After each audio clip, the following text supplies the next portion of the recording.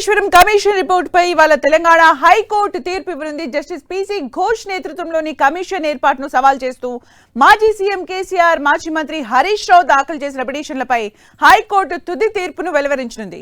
రాష్ట్రంలో కాంగ్రెస్ ప్రభుత్వం అధికారంలోకి వచ్చిన తర్వాత గత బీఆర్ఎస్ ప్రభుత్వ హయాంలో నిర్మించిన మేడిగడ్డ, అన్నారం, సుందిల బ్యారేజ్ల నిర్మాణంలో జరిగిన నాణ్యతా లోపాలు, ఆర్థిక అవకతవకలపై విచారణకు ఈ కమిషన్ను నియమించింది.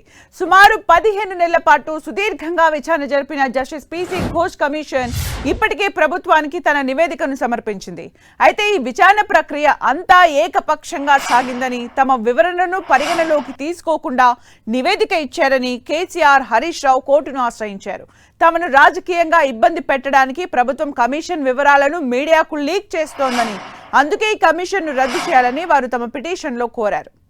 గతంలోనే ఈ వ్యవహారంపై స్పందించిన హైకోర్టు కమిషన్ నివేదిక ఆధారంగా కేసీఆర్, హరీష్ రావుతో పాటు అధికారులు స్మితా సబర్వాల్, జోషిపై తక్షణమే ఎలాంటి చర్యలు చేపట్టొద్దని మధ్యంతర ఉత్తర్వులు ఇచ్చింది. అయితే ప్రాజెక్టు నిర్మాణంలో జరిగిన లోపాలను విచారించే పూర్తి అధికారం ప్రభుత్వానికి ఉందని, ఇందులో ఎలాంటి రాజకీయ కుట్ర లేదని ప్రభుత్వం తరపున అడ్వకేట్ జనరల్ వాదించారు. ఇరుపక్షాల తరపున తమ వాదనలు వినిపించిన నేపథ్యంలో చీఫ్ జస్టిస్ నేతృత్వంలోని బెంచ్ ఈ తీర్పును రిజర్వ్ చేసింది. సీఎం రేవంత్ రెడ్డి కూడా ఇటీవల ఈ అంశంపై ఘాటుగా స్పందించడంతో ఇవాల్టి తీర్పుపై రాష్ట్ర వ్యాప్తంగా ఉత్కంఠ నెలకొంది. హైకోర్టు ఇచ్చే తీర్పును బట్టి కాళేశ్వరం విషయంలో ఏం జరగబోతుందనే ఉత్కంఠ నెలకొంది.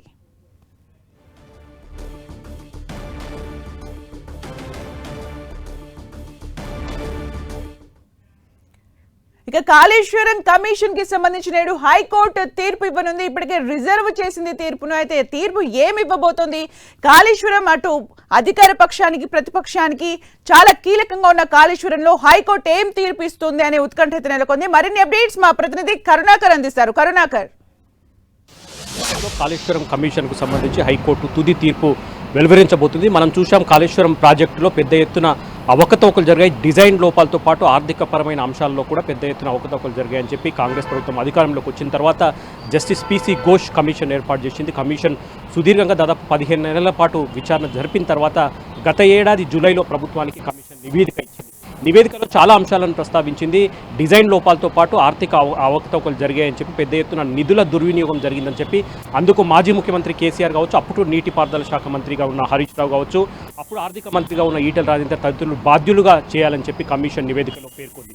ఈ కమిషన్ ఏర్పాటును, దాంతోపాటు కమిషన్ ఇచ్చిన నివేదికను సవాల్ చేస్తూ కేసీఆర్ కావచ్చు, హరీష్ రావు హైకోర్టును ఆశ్రయించారు. హైకోర్టు పూర్తి స్థాయిలో రెండు వైపుల వాదనలు తీర్పు వెలువరించబోతుంది. గత నెల మార్చి 12 తుది తీర్పు వెలువరించాల్సిందే. ఈ నెల 8కి వాయిదా వేసింది. 8 తర్వాత మరోసారి వాయిదా వేస్తూ ఈ రోజు తుది తీర్పు వెలువరిస్తామని హైకోర్టు చెప్పింది. కాబట్టి మరిగా చెప్పింది దాదాపు 10:30 ప్రాంతంలో హైకోర్టు ఈ కాళేశ్వరం కమిషన్ నివేదికకు సంబంధించిన తుది తీర్పు వెలువరించింది. కాబట్టి రాజకీయంగా కొంత ఆసక్తి నెలకొంది. కోర్టు ఏం చెప్పబోతుంది? ఎందుకంటే బీఆర్ఎస్ పార్టీ కూడా పెద్ద ఎత్తున నిన్నటి నుంచి అలర్ట్ అయిన పరిస్థితిని మనం చూస్తున్నాం. ఎందుకంటే హైకోర్టు తీర్పు తమకు అనుకూలంగా, ప్రతికూలంగా వస్తే ఏం చేయాలన్న దానిపై కూడా టీఆర్ఎస్ పార్టీ పట్టే రంగంలోకి దిగింది. ఒకవేళ ప్రతికూలంగా, తీర్పు అనుకూలంగా రాకపోతే సుప్రీంకోర్టును ఆశ్రయించే సూచనలో బీఆర్ఎస్ పార్టీ ఉంది. ఈ నేపథ్యంలో మాజీ మంత్రి హరీష్ రావు 2 రోజుల క్రితమే ఢిల్లీ వెళ్లి సీనియర్ సుప్రీంకోర్టు అడ్వకేట్స్ కూడా చర్చించి వచ్చారు. కాబట్టి హైకోర్టు ఎటువంటి తీర్పునిస్తుంది? ప్రభుత్వానికి అనుకూలంగా తీర్పు వస్తుందా, లేకపోతే బీఆర్ఎస్ పార్టీకి అనుకూలంగా తీర్పు వస్తుందన్న దానిపై కొంత రాజకీయ వర్గాల్లో ఉత్కంఠ నెలకొన్న పరిస్థితిని చూస్తున్నాం. Sumitra, thank you Karunakar for the updates.